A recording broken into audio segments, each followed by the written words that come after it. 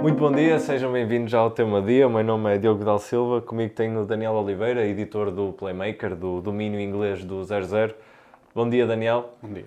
O Nottingham Forest, apesar da época, digamos, sensacional que está a fazer na Premier League, a verdade é que esta jornada ficou marcada por a pequena invasão do dono, o Marinakis, também dono do Rio Ave, para confrontar Nuno Espírito Santo.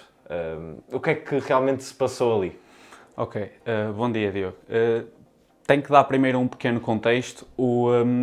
A situação veio porque o Nottingham Forest estava à procura da vitória, tinha levado com o golo do empate e na busca da vitória o avançado substituto, o avançado nigeriano Taiwo Awoniyi, a tentar responder a um cruzamento do Anthony Elanga, embateu com o poste.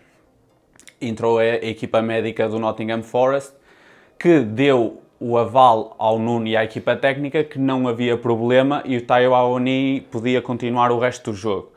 Mas durante os minutos finais deu a percepção que o Taiwo não estava em grandes condições e a ideia que dava era que devia ter sido substituído. O que é que aconteceu? O dono, o Evangelos Marianakis, foi apaixonado como é, que toda a gente conhece, principalmente em Inglaterra, foi ao centro do terreno e deu, como diz na gíria de futebol, uma autêntica dura em frente às câmaras ao Nuno em pleno estádio. Depois, testemunhas oculares viram que esse confronto entre eles os dois continuou no túnel, em que o Evangelos estava frustrado com a situação. Aquilo foi um conjunto de situações por causa de estarem a lutar pela vitória numa situação crítica da época, com a situação da substituição, porque a frustração foi do presidente, como foi quase todos os adeptos do Forest, porque era visível que o Taiwo não estava em condições. E ao fim da noite de ontem foi confirmado, o Taiwo foi levado para o hospital de urgência e teve que fazer uma cirurgia ao abdômen. O Nottingham Forest não deu mais nenhuma informação, mas a verdade é que houve esse problema. Esse confronto foi exponenciado automaticamente nos minutos a seguir nas redes sociais, já sabemos como é que funciona as redes sociais hoje em dia, e o jogo estava a ser transmitido também na Sky Sports, com os comments do Gary Neville, que chamou aquilo de uma absoluta disgrace, foi uma absoluta vergonha, e que o Nuno devia automaticamente ir falar com o presidente e falar de uma possível rescisão. Claro que foi tudo ali no calor do momento e fez com que isto exponenciasse, que obviamente aquilo não pode acontecer nos dias de hoje no futebol. E o empate também soube a derrota por ser contra quem foi, não é? Contra o Leicester. E foi um misto de todas estas situações que fez com que existisse esta frustração toda no final do jogo. Mas eu penso que também a maneira como o dono, que a seguir lançou um post no Instagram a explicar a situação, o porquê de ter ficado frustrado, o próprio Nuno Espírito Santo, que teve uma posição de gentleman depois do jogo, explicou e pôs gelo em toda a situação, e o Forest também com um comunicado, quase que tornou isto um bocado pacífico, mas as imagens estão para toda a gente ver e obviamente que era um assunto para comentar. Depois de tudo isto, a posição do Nuno Espírito Santo fica de certa forma em risco no Nottingham ou nem por isso? Assim, eu acho que da maneira que eu estive a falar com alguns adeptos do Nottingham Forest e eles dizem que seria absolutamente escandaloso, é a posição dos adeptos do Nottingham Forest, que seria absolutamente escandaloso o Nuno ser despedido por este tipo de razão. Isto é algo que acontece no futebol, algo que provavelmente devia ter sido dentro de portas, como depois foi dentro do túnel, e não devia ter sido à frente de todas as câmaras. Ainda assim, é uma posição que mete o Nuno numa posição um bocado frágil à vista de todos, mas não fica frágil em frente aos adeptos, porque os adeptos têm um tamanho respeito e adoração pelo Nuno, como já não tinham por um treinador há muitos anos no Nottingham Forest. E a verdade é que o cenário pode mudar, não é? Portanto, os adeptos também têm essa consciência. Sim, é assim, a reação aos adeptos para o incidente foi uma. Como eu disse na primeira pergunta, os primeiros minutos e as primeiras horas foi total desconforto e não acharam que o presidente esteve muito mal na situação e que obviamente não devia ter feito isto. Mas a sensação que alguns adeptos, os com quem eu pude falar, é que também, por um lado, respeitam a maneira como respeitam aquilo que o presidente fez, porque a Premier League está a caminhar para um caminho em que os donos não querem saber dos clubes.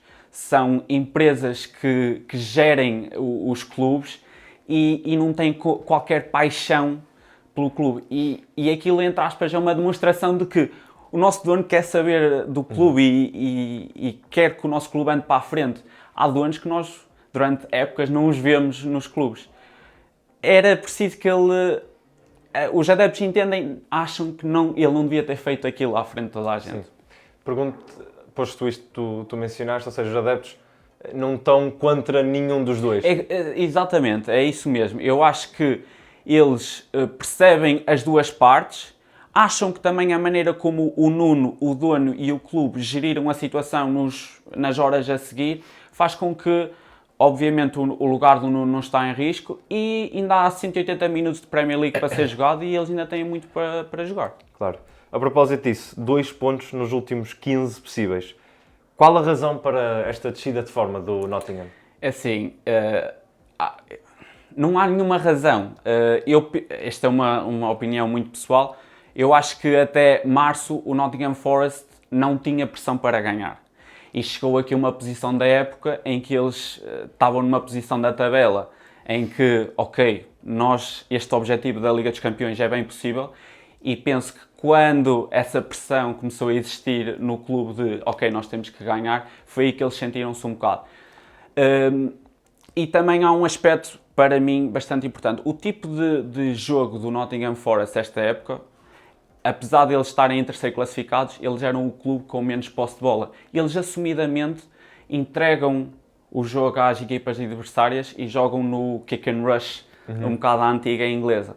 E, por exemplo, os últimos 3 jogos que o Nottingham Forest tem em casa, que são a derrota com o Everton, com o Brentford e o empate com o Leicester, são equipas que são muito parecidas no estilo de jogo do Nottingham Forest. E nestes jogos que o Forest precisava ter assumido e ter tido outra postura, se calhar, no jogo, teve muitas mais dificuldades em encontrar outro tipo de resultado. Agora, obviamente, foram 5 exibições, uma grande desilusão para os adeptos, mas obviamente que eles ainda estão dentro da luta. Faltam 2 jogos para encerrar a Premier League. Ainda é possível esse sonho de chegar aos lugares de acesso à Liga dos Campeões? Sim, é assim, dentro deste comunicado do dono e do clube, foi feita a menção de que 30 anos depois o Nottingham Forest voltou às competições europeias. O Nottingham Forest tem lugar europeu confirmado. Agora, dependendo da final da taça, porque o Crystal Palace, se vencer a taça, tem o acesso à Liga Europa, portanto, ainda não sabe, pode ser Liga Europa ou Liga Conference. Mas o acesso ao lugar da Liga dos Campeões está a 1 ponto. Portanto, estão mais do que tudo dentro da mudar. luta, tudo pode mudar. Vai haver o Chelsea e o Aston Villa vão jogar agora com o Tottenham e com o Manchester United. Claro que também não são 2 clubes que estão a passar dificuldades e obviamente, o Aston Villa e o Chelsea são favoritos, mas tudo pode acontecer. E depois tem a situação que o Nottingham Forest ganhar agora no West Ham, porque é um bom jogo até para eles tentarem dar a volta por cima. O último jogo é em casa contra o Chelsea. Portanto, o Chelsea que está em 5º lugar e está a 1 ponto de distância. Portanto, está tudo nas mãos deles e, obviamente, podem conseguir esse objetivo da Liga dos Campeões. Claro. Obrigado, Daniel. O Nottingham Forest foi o ponto central no tema do dia, mas não perca ainda esta terça-feira há novo episódio de 5 para 4, podcast dedicado ao futsal, e ainda um novo episódio de A Funda de 3, onde será um dos grandes temas em destaque, a escolha de Cooper Fleck como possível escolha para os Dallas Mavericks.